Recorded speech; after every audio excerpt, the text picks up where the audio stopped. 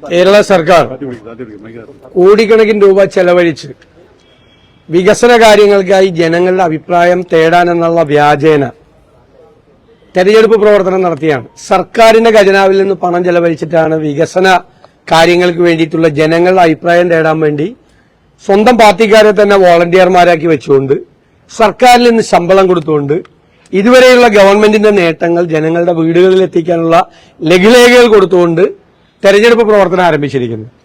അവർ തെരഞ്ഞെടുപ്പ് പ്രവർത്തനം നടത്തൽ ഞങ്ങൾക്ക് യാതൊരു വിരോധമില്ല.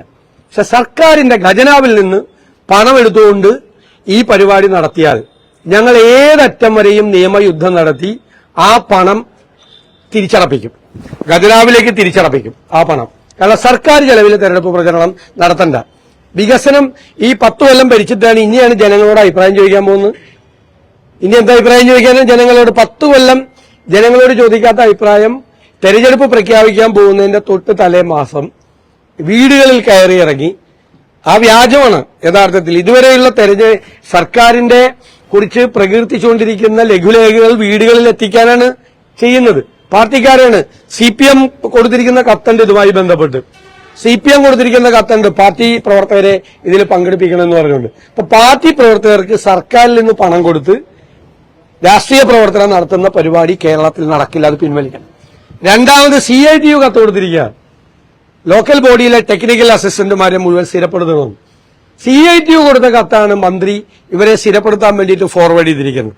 ആ പരിപാടി നടക്കില്ല. കാരണം കോടതി ഉത്തരവുകൾ അനുസരിച്ച് താൽക്കാലിക ജോലിക്കാരെ ഇപ്പൊ സ്ഥിരപ്പെടുത്താൻ പറ്റില്ല. ഒരുപാട് താൽക്കാലിക ജോലിക്കാർ കേരളത്തിലെ വിവിധ ഡിപ്പാർട്ട്മെന്റുകളിലുണ്ട്.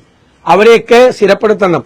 പക്ഷേ ഇപ്പോ CITUവിന്റെ അപേക്ഷ പരിഗണിച്ചിട്ട് ഇവരെ സ്ഥിരപ്പെടുത്താൻ വേണ്ടിയുള്ള മൂവാതും തെരഞ്ഞെടുപ്പിന് മുമ്പുള്ള രാഷ്ട്രീയ പ്രേരിതമായ കാര്യമാണ്. പാർട്ടിക്കാരെ കോടികൾ കൊടുത്ത് സഹായിക്കാൻ, ഖജനാവിൽ നിന്ന് പണമെടുത്ത് സഹായിക്കാൻ.